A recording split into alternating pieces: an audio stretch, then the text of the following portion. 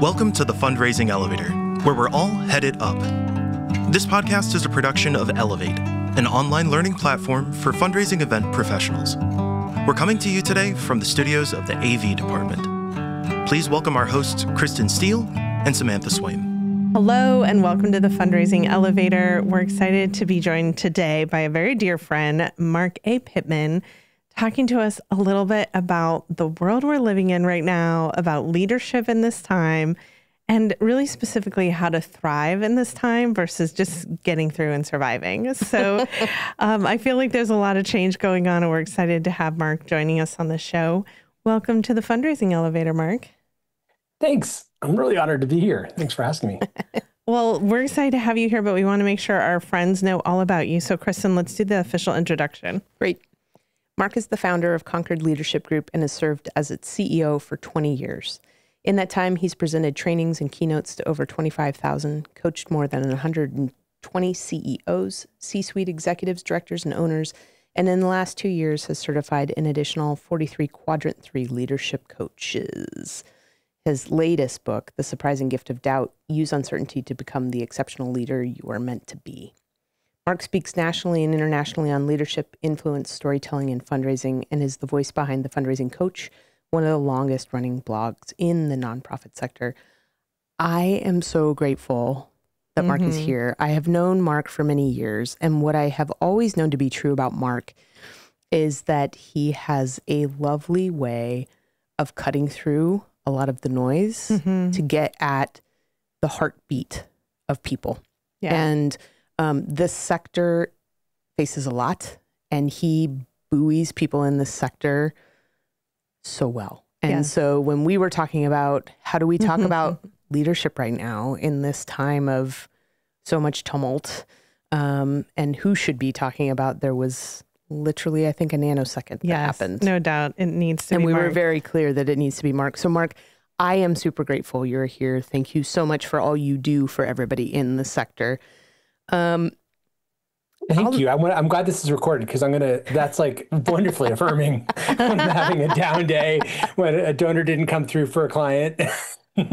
now I'll be able to know I'm making an impact. Thank you. You have a lovely way of seeing people and also seeing what their opportunity can be. And I think that's just a gift. So Marc thank you. lives in that world of understanding people. Like, it's just such a part of your ethos and who you are. And we've learned from Marc so much at various speaking events and conferences and in our collaborations together. But we've also identified when folks on our team have needed some coaching for how to gain some confidence in their own leadership. You've been a great resource. So if you need an endorsement, you just let us know, because Marc's the real deal. Marc is the real deal. So Marc, specifically, so to ground this, we're having this conversation at the end of May 2025. And there are a lot of systems, specifically in the United States, that are changing. Yeah. Depending on point of view, crumbling, collapsing. There's a lot going on.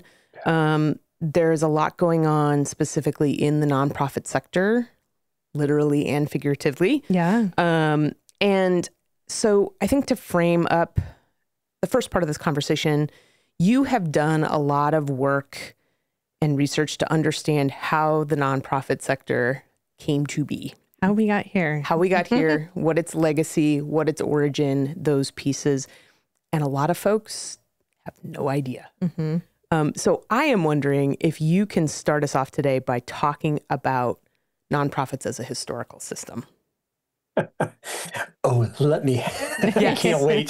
I'm a nerd. And so this is part of what I do is I try to do a deep dive into systemic causes and see what the roots of things are, so we can address the issues that we're dealing with, but also try to get at that. I thought I was doing that well in my 20 plus years or so of working with leaders in nonprofits and studying leadership, studying human beings, studying history. But a few years ago, Cherry and Koshi invited me to help co-write a paper. And we looked at the enslavement and slavery economy's role in shaping systems in our culture, particularly in light of the nonprofit sector. Yep. Yeah. So Caitlin Rosenthal has a book called Accounting for Slavery. She's a forensic accountant who went through the books. And there are chilling parallels with colonialism and nonprofit organizational structure. The fact that on a sugar plantation, there'd be one person who was responsible for everything that got done there and all the results, and had an annual report to a disembodied board that was far away in Europe. That sounds familiar. so familiar. A clueless board, not bad. I mean, I'm not saying anything about our current board members is bad. Nobody, Yes. everyone used to say, no board member wakes up in the morning and said, how can I be a lousy board member? Right. So, so not to down talk them, but they're not on the ground. They're not experts in that thing. Worse, we found that things like Gantt charts, which are incredibly helpful in moving projects and projects forward, and Frederick Taylorism, productivity techniques, time management, that is something I grew up in and I loved. Do you remember the book Cheaper by the Dozen? Yes. The father was a time management guy, just all like over the top time management. That was a love language for me until I learned that the Gantt family, the reason there's a Gantt chart is that Mr. Gantt lived in a family that enslaved people, and watching his parents not treat people well, but use people became what the Gantt charts were. And Frederick Taylorism was very much about the laboratory. I was told it was the Industrial Revolution that productivity happened. The laboratory for the Industrial Revolution was enslaved plantations where people were tortured and abused and beaten for productivity, sincerely just to extract productivity, and value. So that's, I mean, I'm glad we're starting here because we can only go up in the elevator. Stay with us, folks. Come on. Stay with us. But I think part of the revelation for me, and I'm so glad that Sharon and I got to do this paper, and it's there's still a lot of work to be done. Yep. Part of the revelation for me was the reason so many people are feeling burnt out in organizations in general is it's by design. Yeah, the systems are designed not to care about human beings. It's not a personality thing. It's not a victim thing. It is designed that humans are expendable and replaceable. And that's why even organizational structure of trying to figure out what are our organizations, what are the cogs that we need to have in place, is to make it, in the industry, is to make it easier to move people around. But the specialization of skills too. And we want to know, this isn't necessarily causal. It is definitely correlative. So there's a definite correlation. And it just helps us to all, if Cherry and I in particular at the end of the paper say, we need to have a high degree of suspicion. Just like in a medical situation, you go into like, what is going on here? What's presenting? But we're suspicious about finding out what's the root cause. Leaders can, I think, have almost a relief of the shoulders of realizing, I'm not just making this up. No. I'm not just being weak. I'm not just being whatever my just is. This is, and as you look at it, do we need a new system? Do we need to change the database again? Do we need something? You can also have that suspicion of, is this serving the people that I work with, or the people I work to help? Or is this doing something else? Well, I think to unpack that just a little bit, for a long time, I have lived in that space where I thought we work within systems and those systems often are flawed. Sometimes those systems are, the origin is the problem. Sometimes those systems have become damaged over time. And one of those sort of elements that we've seen in the nonprofit sector is that it all comes back to and correlates to that overall capitalistic combat of the wealthy few, right? So we end up with a nonprofit sector designed out of these origin stories of humans being expendable in a place where we're also developing this structure. Literally, the charitable structure is designed as a tax shelter for many, which is the criticism a lot of philanthropy and DAFs, right? Is the tax shelter idea. And then in that, we're also, sort of in that, what's that TV show on HBO? The Gilded Age. Yes. That time of Absolutely. the time of the Gilded Age, and, wealthy East Coasters looking to sort of combat some of that narrative and some of those ill doings by gaining charity, gaining favor, and climb the social ladder in the world that we work in, which is the event world. So many of our gala models and fundraising event models came out of this idea of gaining social equity on the back of the mission or the people that we're serving. So the service is only as good as the social equity it gains. And so for the past several decades, we've been in this battle of starting to unpack and see and realize. And also we kind of make fun and jest, right? When we call our sector the nonprofit sector, which I think is just like deficit language from the start. Yeah. And then we also have the sort of battle. So am I the non-android human? Right. I don't know. That's exactly right. Right. That's exactly right. I'm non-Sam today. That we end up sort of teasing about the fact that we wear many hats and we have to do all the things. And yet the story is actually real. There's truth in all that sort of teasing and jest that we make. Well, to the point where highly resourced organizations come under fire. Yeah. Come under Absolutely. suspicion, right? Like we have conversations, some parenthetical and through side eye, about like, should you be paying people that much? Right. Should you have that much money about overhead? Like it's a whole thing within, so that we're working on each other, so that the system and outside the system don't have to keep working on us. We're doing really well at sort of pointing fingers at each other, but that resource within the sector is dirty too, right? Yeah. Absolutely. Well, and people don't get into the sector to generate resources. People get in the sector to help other people. Right. So then that fact that we need to result, and the people we serve aren't able to fund us by the nature of our design. So we have to go to this other group. Yep. And they don't understand us. They don't care about us.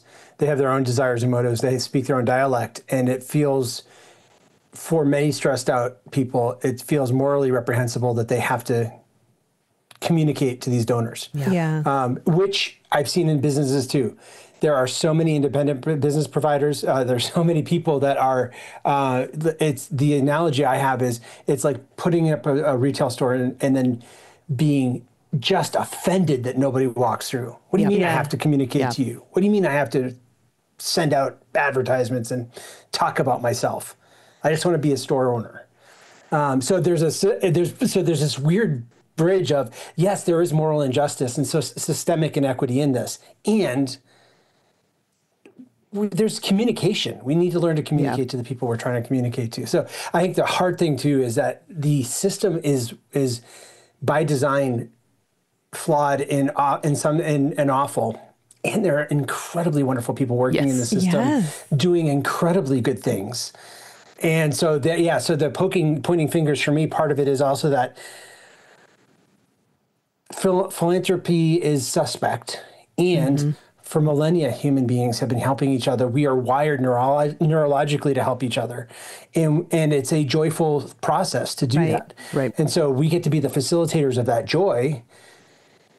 In the back, also but are we also continuing the systemic inequity? Is this Yes. I think of it like the doctor analogy, when you talk to like a 6-year-old who's like, what do you want to be when you grow up?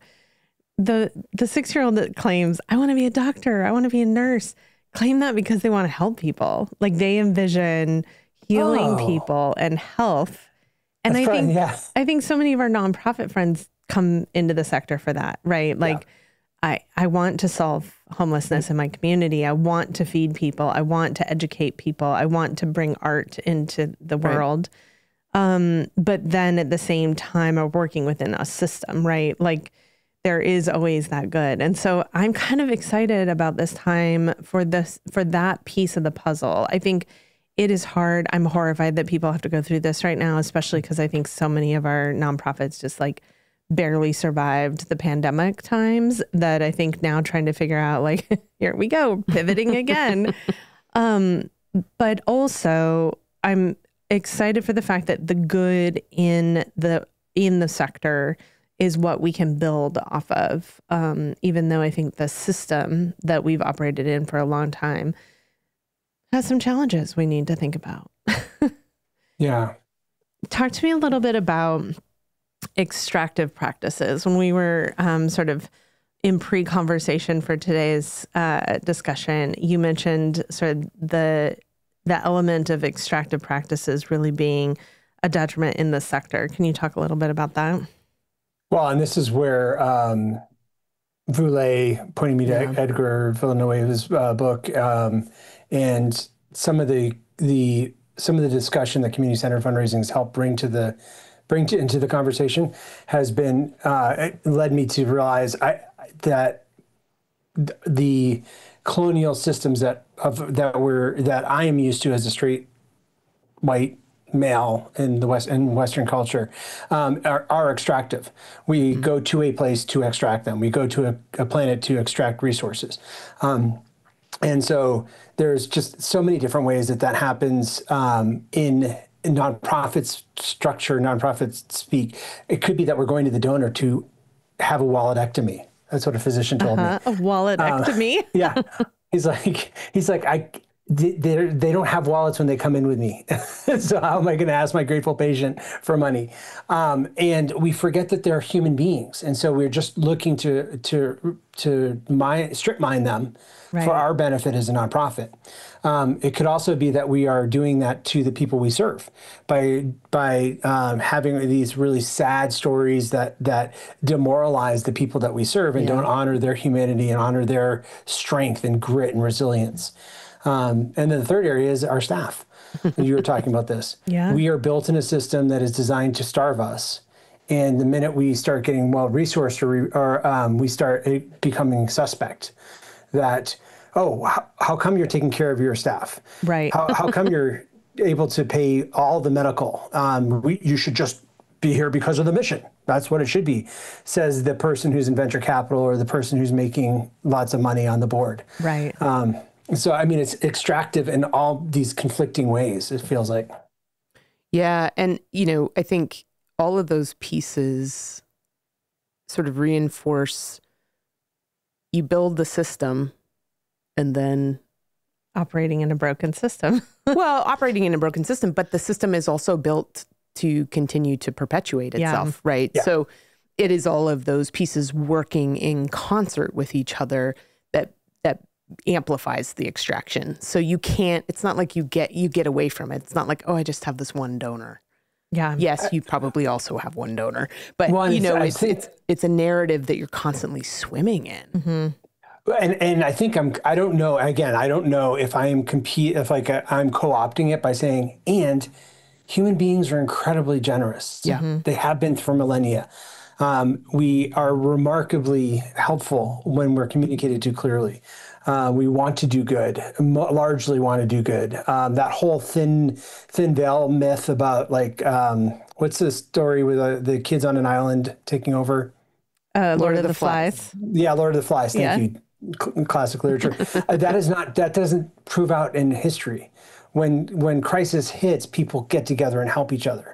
And we saw that at Katrina. It was reported wrongly by white press, but it was not. People were helping each other. Yeah. We've seen this with kids that are stranded on an island. They learned to band together and figure things out. When Hurricane Helene hit our community last year, people were hanging out, sharing different resources with each other. So there's this the structure is deeply flawed, and there's a lot of good in it. Yeah. And so it's like, I'm not I'm not a burn it all down type person. And it could be just because I don't know enough yet. Yeah. But I also do. I don't want to burn out people by burning it all down. Yeah. And I think that's part of the challenge of where we're living right now, is that people are just rating the people that were voted into power, rating the country like venture capitalists. Yeah. They're just trying to just gut it and plunder for their own benefit, it seems. And there's a lot of people being hurt. And it's just not right.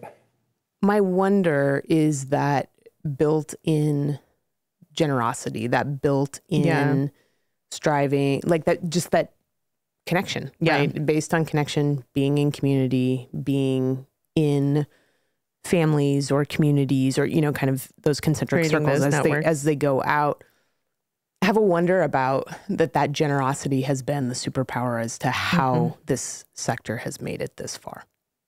And that doesn't have to be an answer, but I just wonder, like, that buoy has been enough of a buoy for so long. And how do folks acknowledge that generosity, and what truth does that bring to the conversation we're having about these systems and these flawed systems? Sam, you want to take that? No, it's just a wonder. It's a wonder. These are like, you know, it's like they're big. Both sides are very big. And I think when I think of, well, and it's not a duality, you know, no. it's a many, there's so many different. And I think about, you know, we know a ton of folks who went through phases. I went through this, and I don't want to label it a phase to minimize it, but went through this period where it was like, I feel like I need to be in direct service. I feel like I need to be on the front line in program doing this work. Yeah. And I did it with my whole heart and soul. And then I woke up one day and was very clear of the extractive nature of all of it and couldn't do it anymore. Yeah. Well, and I think that's ultimately that's the crux that we're witnessing. Yeah. But in the same, like, to your wonder about the impact of generosity, and Mark, to your point that we're like hardwired for generosity, not only are we seeing in extreme circumstances like global impact events and crisis, I'm starting to see it right now in the sector. You know, I think post-election, one of the very first things that I heard coming from sort of political pundits was, this is a time we need to circle back to community. We need to know our neighbor. Yep. We need to connect to each other. We need to be in community with each other, because solution and evolution comes from conversation and collaboration. And that's what I'm witnessing. I'm starting to see in the sector that, you know, we just heard a story about a pride parade who decided not to take the lead presenting sponsorship funds from Target after Target came out and said they were removing their DEI initiatives. And for them, it was within their giving policy and their sort of ethos and ethics to say, this is not a gift where you can buy our love and affection, right? This is a business partnership, and in that we're choosing to go a different direction. But then they shared that with their community. They shared that out and told that story. And I think it was a $50,000 sponsorship. I don't think it was that high, but I think what they ended up doing was like 3 times more what the sponsorship dollar amount was, by the community responding, by people coming together. I'm seeing that too in just organizational leaders starting to have cross collaboration about, okay, if the city's not fixing it, if the county's not addressing it, if our federal funding just went away, but this is our mission and this is the work we do, how do we collaborate differently? How do we bring more political power to this?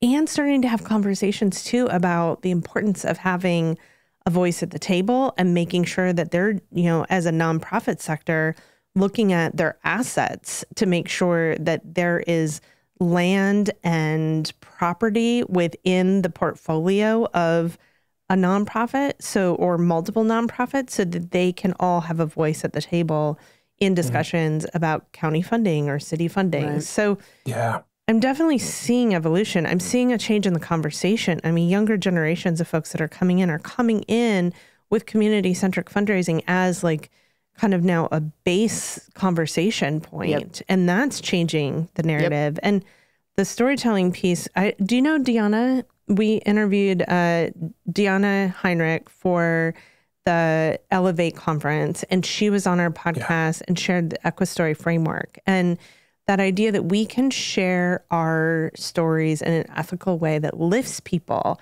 not in a way that extracts. And so I think there is change and evolution happening. Well, and I think too, that impacts everybody. Yeah. it not only, telling stories ethically doesn't just help the folks that we're in service. That we serve, yeah. It helps us. It helps our organization. It helps us, like the ripples of those pieces are bigger than just that one moment as well. Yeah. Well, and I would just argue for the donor too. The donor is human, and treating the donors as human, not elevating them artificially, but being able to. I think there's something. One of my greatest joys as a fundraiser, major gift fundraiser, and then fundraising coach and executive coach is treating people. My dad was a physician in a small town in Maine. He put his pants on one leg at a time, and he screwed up and stuff. And so I am kind of, my wiring is to normalize and flatten playing fields. And so when I walk in, I will respect authority. I won't kowtow to it, but I will recognize it, I guess. My respect is saying, yeah, you got the title, and I'm going to be straight with you. And it shakes some people, but I think it's really good for us to kind of take the ego balloon a little bit out of some of the donors, but I don't think it's meaning that we're at the expense of donors. We're not extracting from donors. We're inviting them into this bigger circle of things that are happening in our communities. And I think that's going to make tremendously hopeful that that's going to make a huge change for the organizations that choose to do that, because donors are looking for connection. We are living in the most isolated time that humans have experienced, at least in reported history that I've been able to find. Like, people feel more isolated now than ever before. Yeah. And those communications, those communities, being part of something bigger than yourself is real. And that I think there's a kernel of hope in there for us. Yep. Well, I think that the invite into the donor is an important element for how, as leaders, we can develop our work and our teams to thrive in this time of what feels like such hardship and collapse. But I'm excited to break for a moment, and when we come back with Marc, talk a little bit about where do we go from here and what's next. So we'll be right back with Marc Pitman.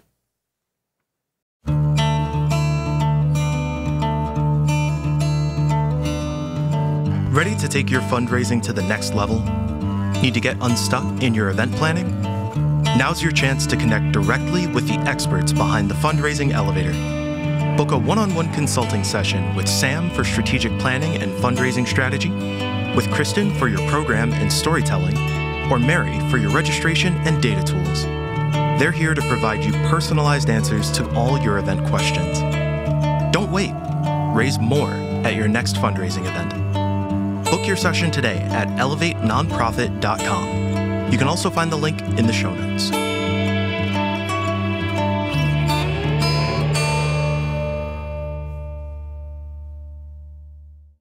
Welcome back to the Fundraising Elevator. We're here with Marc Pitman, talking about a little bit about where we've been and where we're headed in this time, especially to our leaders out there that are trying to figure out where we're going.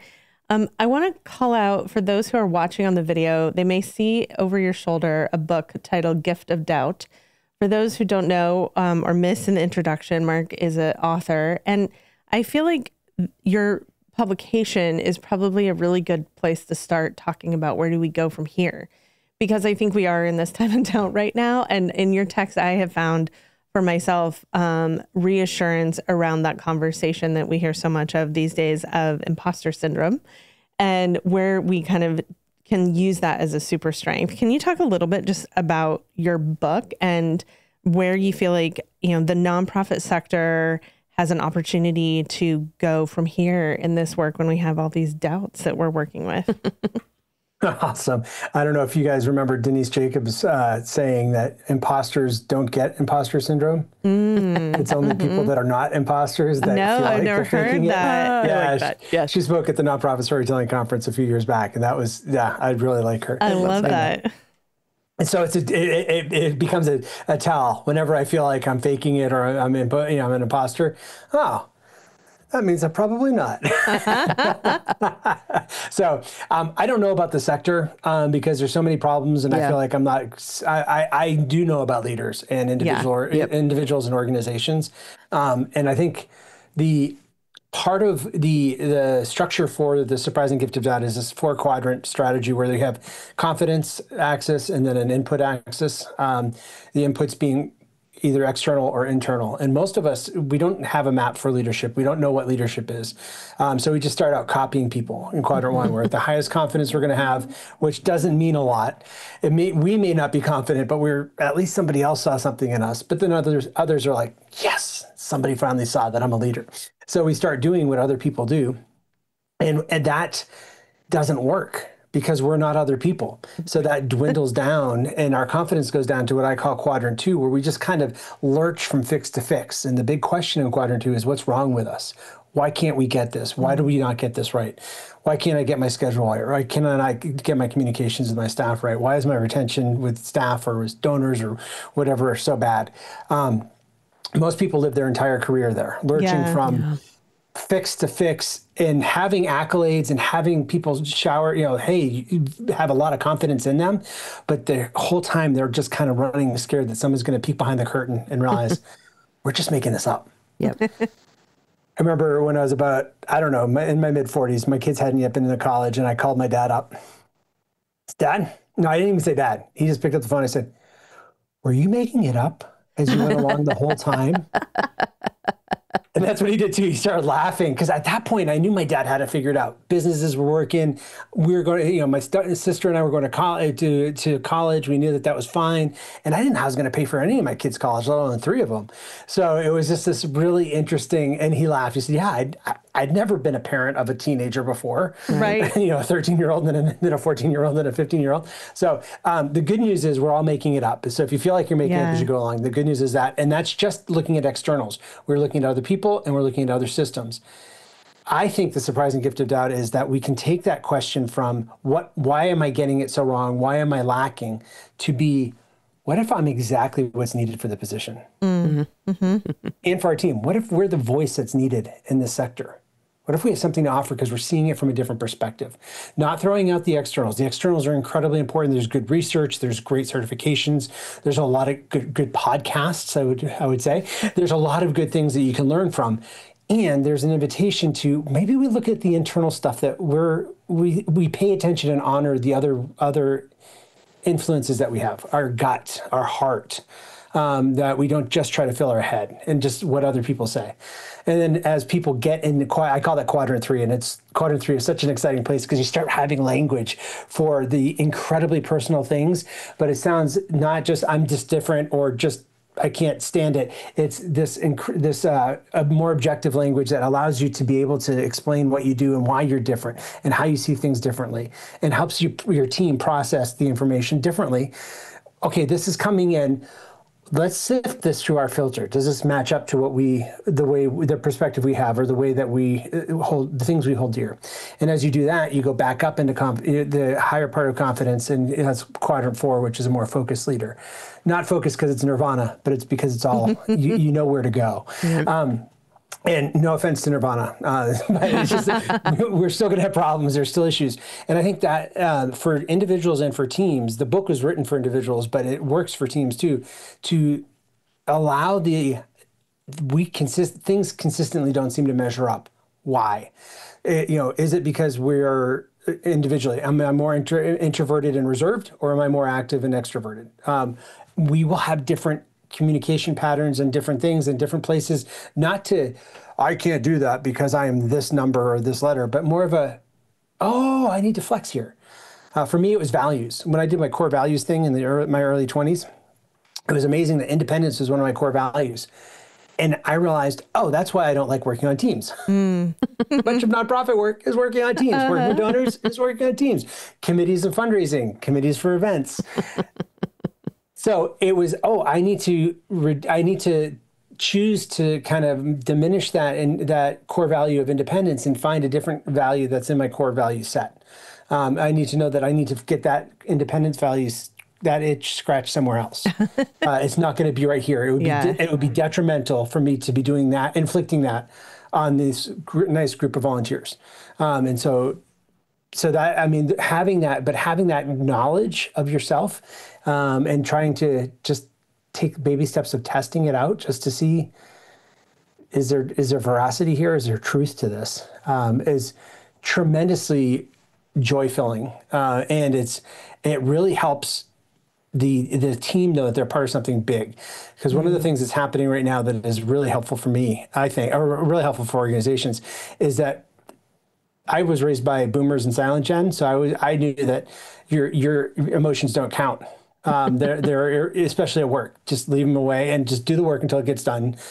But people are becoming whole beings, whole themselves. Yeah. It doesn't mean that they get to just be whatever they feel like they should be. They are adults that signed up for getting a job description done. Right. So it is appropriate to hold accountability there. Right. And, if you're a CEO that says, take all the sick time you need, but you're not taking sick time, you're leading by example. Yeah, absolutely. I think that the combination of what we were talking about earlier, like where the sector came from, the system and the flaws within it, and then the combination of the quadrant 1, quadrant 2 leader that like consistently is spinning almost, it isn't quite in the moving forward place, is sort of the ethos or the water we've been swimming in the nonprofit sector for a really long time. And I work with so many organizations that when one of those elements changes, like an executive director changes, that there's leadership change, it all was being held together by their tenacity, right? It was being held together by their hopes and prayers and dreams, and can crumble so quickly. And this to me feels like the time, as we're watching the system change, for organizations to invest in doing this work, to invest in leadership work, to invest in how can our board of directors, especially the executive committee and especially the board chair, be in relationship and in partnership and supporting an executive director and a development director in their leadership and understanding compassionate leadership, which is, I think, when you move into quadrant 3 and quadrant 4, that to me is where you start to allow like whole self leadership, where both the leader can be flawed and the staff and the team can show up as their whole self. So I'm hopeful about this time. But I love that too, because you learn the parameters for sharing yourself. Yeah. Because we still live in artificial organizational structures. So showing up with all the mess isn't necessarily, well, it could be that could be your gift to the sector as an organization. Yeah. But I've had one VP of a healthcare system say, there are 100 people that are relying on me for their paychecks, and I can't just show doubt all the time. I can't just be 100% vulnerable with the fact that I don't even know what healthcare is anymore. So it's being selective, but that's where the journey and the quadrants 3 and 4 is figuring out where the right places for that are. And the freedom is that you're actually able to connect with people and you don't have to be hiding. Like so many leaders are hiding because they really don't know what's going on, and they're trying to hide behind a strategic plan. I want to know exactly with certainty what's going to happen in the next 5 years, and just so I can just have that curriculum and I can do that curriculum. Sorry, that doesn't exist. Yeah. Especially now. Yeah. Especially as we're looking at the sort of the implication of crumbling, right? And I was talking to a friend of mine who is a former executive director, and she was talking about we live in an area that's really highly impacted by wildfires. And we had a wildfire a couple years ago in a population center that has turned into this beautiful regrowth that is occurring very quickly too. Like, it's pretty amazing to see. And she told me the story of, when you burn down your crops, that is often to make the land healthier. It's to, it's to regenerate the land. And Kristen and I have been having conversations with a lot of folks about AI, and that we're in this position or place right now where very quickly solutions and answers and cures for things are occurring at a more rapid pace because of the addition of AI as a sort of team member. And I feel like we're sitting in this like really fertile ground right now. And it's a question of like, what's going to grow out of it, and what are we going to rebuild out of it? And I find a lot of hope in that, but I also know that for the, pants on fire organization right now, that this is the opportunity to do that work, to say we're going to invest right now in this work. We're going to invest in leadership. We're going to invest in collaboration. We're going to invest in new solutions. And that can be scary. Well, it can be scary. And I think too, I'm thinking, Mark, of let's say within an organization, an individual leader has done some of this work, has done some of their own mapping and journey of work to leadership. And contextually, they're trying to do some of this work potentially without complete buy-in in the organization, saying, great, we're going to take a 6-month break and we're going to do all these things. Bring people along. Yeah. And bring people along, because we all know missions don't sleep and all of that is moving forward at the same time. I'm wondering if checks need to be paid every 2 weeks. Absolutely. And so I wonder if you have a couple of ideas or focus places for that person who is ready to lead and is trying to move things forward, maybe doesn't have all the scaffolding and all the people and all heading in that right direction, but they feel like they can create a little bit of momentum. What can they be doing? Well, and it's also scary because the people that are showing up at work are not the people. They're responding to their home upbringing, the previous bosses, and so there's things that you may say in good faith that they hear as a crooked message or as a dig. So humans are complex. So I think the first part is what we talked about earlier with compassion. Leadership is hard, and nonprofit leadership is, I think, the hardest job on the planet, because you're not the boss. You have all the responsibility, but the authority is up with the board. Right. The staff thinks you have all the answers to all the questions, which you don't, because you hired hopefully smarter people than you. The people you serve are not the people that are generating the revenue, and your board members are, this should be more like a business. No, it can't be, because legally we're obligated to not be like a business. We're legally obligated to serve people that are not paying. We're not generating profit. We're not for profit. We're doing something else. And then, so we have to talk to donors too. And most leaders don't think about talking to donors, but their board could take 30 to 40% of their time where they thought they were going to be with staff and with mission, quote unquote. If you're funded by donations, donors need to be part of your mission. I mean, that's just part of it's part of the, you just have to be honest with that. So compassion for yourself is huge, because you're in a really tough situation and it is overwhelming, and courage to say, maybe this isn't for me to do. Maybe there's a book that was on by 2 Harvard professors on leadership. They talked about being choosing to be willfully ignorant of stuff or willfully bad at something, like just dropping certain balls, knowing what balls you're going to drop, because other people will pick them up, or just to admit to yourself, I'm a limited human being, I can't do it all. And I think even that mental thing can help you as you're moving out. A quick tool that you could use that I think is really significant for a lot of things for leadership and team building is looking at your core values. I'm a big fan of values. I think they're something that really are unseen, but they're really motivating how we make decisions and how we operate. And so many people have values and they're like, oh yeah, great, another values thing. But what I'm helping my clients do is to try to build stories on those values. Yep. Okay, so this is what our organization says: integrity, respect, honesty, whatever. What's a story that in this organization that speaks to that value? And you start getting this rich, complex nuance of what that looks like. And you also remember it better. Your staff remembers it better than just, they don't remember the words necessarily. You may not remember the words, but you remember that, oh yeah, I don't remember what the word was, but there's this one staff member that did this, or there's a one time this happened. And those stories start building a cultural narrative that can shift whatever your stories are about your team that are negative and that aren't serving you anymore. The words actually don't matter at that point. The stories do, right? So good. I wish I had said that. No, I'm just thinking I think about in these organizations, can you recite by rote the mission statement and the value statement? And I've never understood all the differences between all the different codifications of the things as we go down the chain. This is a mission statement, but maybe it's a vision statement. We don't say that word anymore. We say this word. And yet I love that idea of what do they look like in action? Yeah. What does that look like here? What are the stories we tell? Can you imagine your board members going into like their Rotary Club or Kiwanis Club or something, and they're saying, why are you on that board? And say, I don't remember all the words, but let me tell you the story. Yeah. This is what just happened last week. Yeah.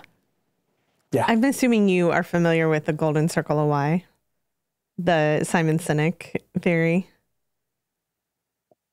Yes. I have a Walter Mitty that I want to come out strong against it. Oh, okay. Do. I am so not a fan of Simon Sinek's thing. I respect him. I love the work that it's done for people.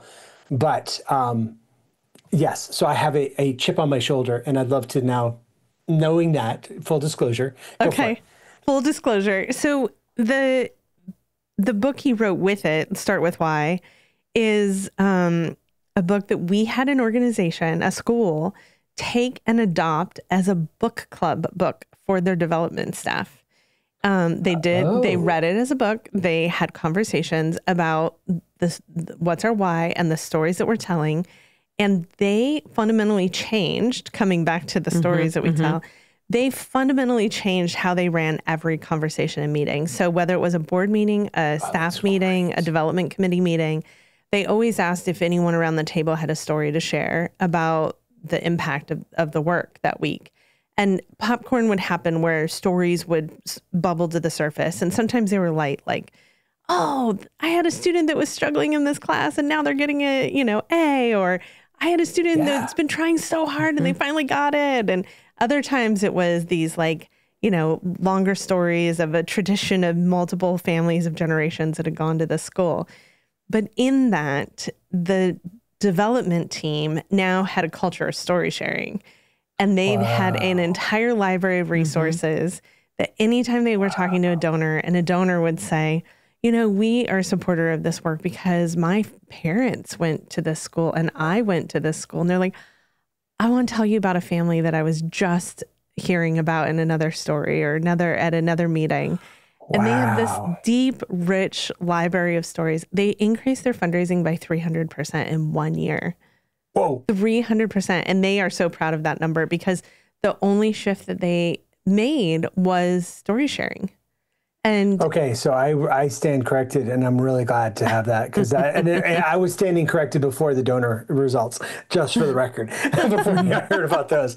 No, okay. So, and that's why I like the why. It's that the why to me seems like an internal conversation that then if it bleeds out and it extends out in this way, that is beautiful. I think that could be we need to admit that it's hard. We need to be able to tell stories of times where it was rough and we got through it. Or we got through it and it was like a Phoenix story. We arose from the ashes. Yeah. Those stories are great. And that helps you also as they're going through that, they're able to say, oh, this reminds me of this story in our organization structure, our history. Yeah. And for a leader to be able to say, even if the story was just last month, maybe it's a young organization, but they're able to say, let me tell you a story, and this is how we operate with things. I saw that with the pandemic, the leaders that were able to communicate most clearly with their staff that nobody knew what was going on with the lockdowns. Like nobody knew what the next way was, and it was the only time where all the leaders had the ability to say, I don't know, and not feel like they were less than. But they were the ones that had the values and able to say, I don't know what's next. I do know that we honor our staff, we hired the good people, and I know that these are our values, and they're going to navigate our decisions. So if we do have to let people go, it'll be with as much help as you finding landing well and finding your next place, with as much communication and lead time as we can have. We won't do a Friday at 4:59, group meeting, group text to fire you, and we'll let you. But so it was telling the honesty of times are tough, things are hard, and I don't know what's next, and we're going to do everything we can to operate on these values, and these are going to guide our decisions. Well, as a leadership coach, you and Emily both are working with cohorts of people that are in probably all different kinds of positions in the sector, but often the overlapping component is that they're working with donors, they're working in the fundraising world. As organizational leaders are coming to you right now and looking to you about, well, how do I have some compassion for self? How do I do this work right now when it just feels like the house is burning down? What are you recommending? Where do you turn What's people? Coming up to right now is this quirky secret I learned in running a hospital foundation was the power of stories. So building on that, often we're telling stories out. and to each other, especially on the fundraising side. But when I started telling stories back to the nursing staff and the healthcare providers, with people's permissions, hey, can I share that back to them? Some of my biggest champions for fundraising at the hospital all of a sudden emerged from that because they just didn't know. Wow. They didn't know that their service was cared for, that they were doing a good job. They didn't know people cared about anything what they did. So as we that are having those external conversations with community, whether it's virtual community, distance community, or geographical local community, can start sharing that to the staff. Hey, we just heard somebody just say a great thing about you. Either somebody we served or somebody that's helping fund it. We can't overestimate that. That is such a boost for people to realize I'm seen.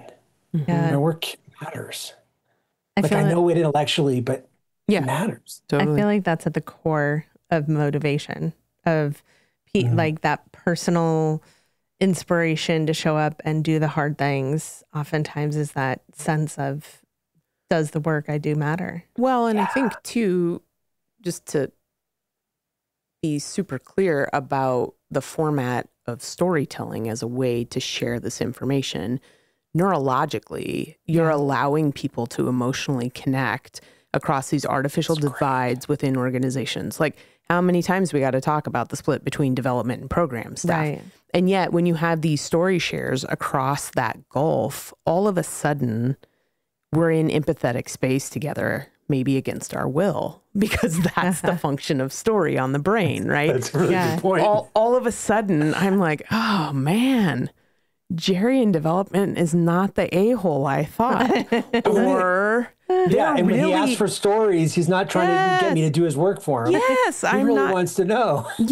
So I do think there is something about storytelling within organizations, not only so that we can feel like our work matters, but that we can also feel like your work matters and your work matters. I mean, I see this too. We get really good at vilifying board members who are these sort of distant, remote groups of people, and yet they have personal missions that they said yes to. They're volunteers for the love of God, so there's there are all these ways in which I think in uncertainty and in spaces of doubt, there's a certain amount of vulnerability in telling a story. Yeah. It's just baked into the form. And yet, because it's this cellular form, we can lean into that form and we all know how to do it. Like we know how to tell a story, right? Yeah. And so it becomes this magical vehicle that we can all move into emotional spaces without the awkward, is this an HR thing? Is this a that thing? Is that a that? It's just literally like sharing. It's these packages of narrative that we're sharing out. And so I love that being honest in those moments, being vulnerable as a leader in those moments of saying, I don't know. Yeah. Well, and that's exactly, so that's what I was going to say is that a quick, like one thing I love sharing with leaders about being vulnerable and selectively vulnerable is probably practicing the mirror first. I don't know. And then adding, what do you think? Yep. Mm-hmm. And because what that helps do is also it keeps you from being the bottleneck as a leader, because you're helping train your staff to think. And some staff haven't been expected to think. Some staff aren't there to think. They just want to do their time, do their thing they agree on, and they're out. That is another issue. But it's just that to think and to come with some ideas can incredibly lighten a leader's load and lead to much better solutions than the one beleaguered person, when it's shared among a group. Yep. And it takes vulnerability to say, I don't know. Yeah. But it's a safer vulnerability than saying, let me tell you about my upbringing. Well, and continuing to practice that vulnerability, continuing to practice the I don't know, makes people in your midst not feel like they're being hoodwinked. Right. Yeah. If you only ever say I don't know once, it's a setup. Right. That's true. But if it's a part of the practice, not only are you creating space for people to come forward, but you're also creating space for people, maybe more importantly, to just not know. Yeah. Yeah. And maybe we all sit here in the not know for a minute. Yeah. And that, can you imagine how much safer that would be for organizations if people within the organization were able to say, instead of faking it and covering up a malfeasance, they're able to say, I'm not really sure. I think I made a mistake, and it not being punitive, but just like, all right, let's explore this. Let's look at this together. But the margin in nonprofits is so thin for people to be able to have risk, like boards. And I'm glad you mentioned board members, because I think anybody that's getting a nonprofit paycheck should be on a board of a nonprofit. Because, and for those of us in professional associations who have to pay membership for the privilege of being a volunteer, that's another nonprofit structure. But it is really important to remember that how complex it is to be a board member and how hard they're trying to do the right thing. But they also need to be challenged to think differently than what they would have in their 9 to 5 or 8 to 6 or whatever their work hours. Especially if they're working in an antiquated structure that hasn't been questioned in an organization. They're inheriting, they're inheriting the mayhem that has been up to this point. So I think the more we can be in dialogue and say, I don't know, what could this look like forward? Scary as heck, you bet. I hope that all of our friends out there that are in this sector, especially our executive directors, board chairs, I have this vision of them all like building a big bonfire and sitting around and storytelling, or if we're at Mark's house pouring a whiskey and storytelling. I'll brew some extra beer for that. Yes, I love that and home brew. I love it. Well, we're going to take a short break, and when we come back, we're going to jump in the fundraising elevator with Marc Pitman. We'll be right back. Great.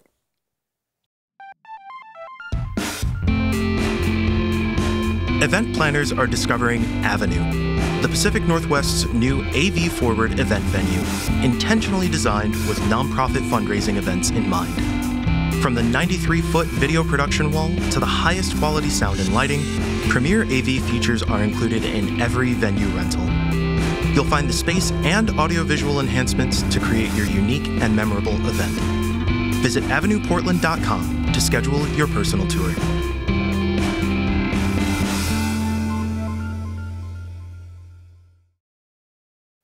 Welcome back. We are here with Marc Pitman talking about brave leadership. Leadership that's not afraid to say, I don't know. And we'd like to ask Marc to get in the fundraising elevator where we're all headed up. Marc, this is the opportunity for you to look straight into the heart of our fearless fundraisers and give them that parting tip, that parting sort of piece of wisdom for them to take into their day to continue heading up. What would that be? Thank you. Thank you for doing the hard work that it seems like often people don't want to do. Thanks for putting your life on the line for your staff, for the mission you serve, for the board members that don't get it, and for the donors that seem to not understand a lot of the time. And thank you for putting yourself out there. You're not alone. You're not the only one that's feeling like you're making, you're not the only one that feels like they don't know what's going on. And I think you're probably there for such a time as this. Really being able to, if you're feeling that, I am so excited for your organization, because you're probably exactly the right leader for that organization. People want to give, they want to support, they just don't know how. So they want to support as a staff member, they want to support as governance, they want to support with funding, and learning to speak the dialect of humans in each of those different contexts helps remove the friction in the way of people wanting to do good. So Marc, for our friends that feel that deeply, that feel I feel like I'm out here all alone, but I really want to move into this place of understanding the potential. How do they find you? Any way you want. I mean, come please, because you're not alone. Marc A. Pitman, Marc with a C, Pitman, P as in Peter, I-T-M-A-N, ConcordLeadershipGroup.com, C-O-N-C-O-R-D leadershipgroup.com. I'm most active at the moment of this recording on LinkedIn. Okay. I do like my Threads presence, although I have a really hard time supporting a Meta product, but I do. So LinkedIn is probably the best way, or just Marc, M-A-R-C, at ConcordLeadershipGroup.com. Smoke signals, cigars or whiskey. Send beer. Those will not be, I will not be opposed to that either. I love it. Well, invitations to brew pubs. We will definitely include links to your website, links to your LinkedIn, but also a link to your book, Gifts of Doubt, as well as you mentioned Edgar Villanueva's book. And so we'll make sure to link that as well. Marc, thank you for your leadership in this space. Thank you to both you and Emily for the work that you do in helping to lift leaders up. I feel like the role of a leadership coach is so valuable and sometimes overlooked. And I'm glad you're out there doing this work because you make a big impact. Thank you so much. Thank you.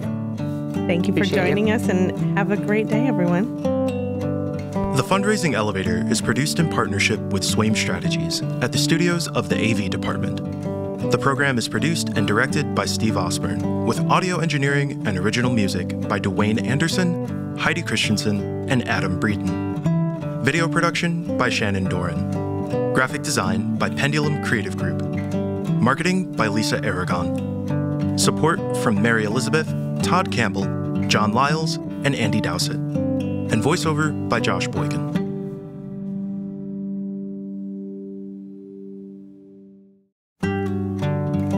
Friends, before we leave you, we want to ask for your help to make the podcast grow.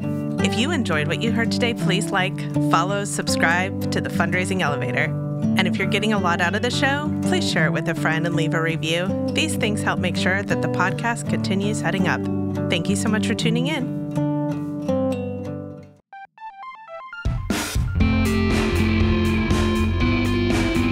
Are you ready to engage supporters and grow your base with your own podcast? Then let us introduce you to our partners at the AV department in Portland, Oregon. In addition to delivering exceptional live event audiovisual production and videography, they also have a top-tier production studio and an expert team ready to take your content ideas to the next level.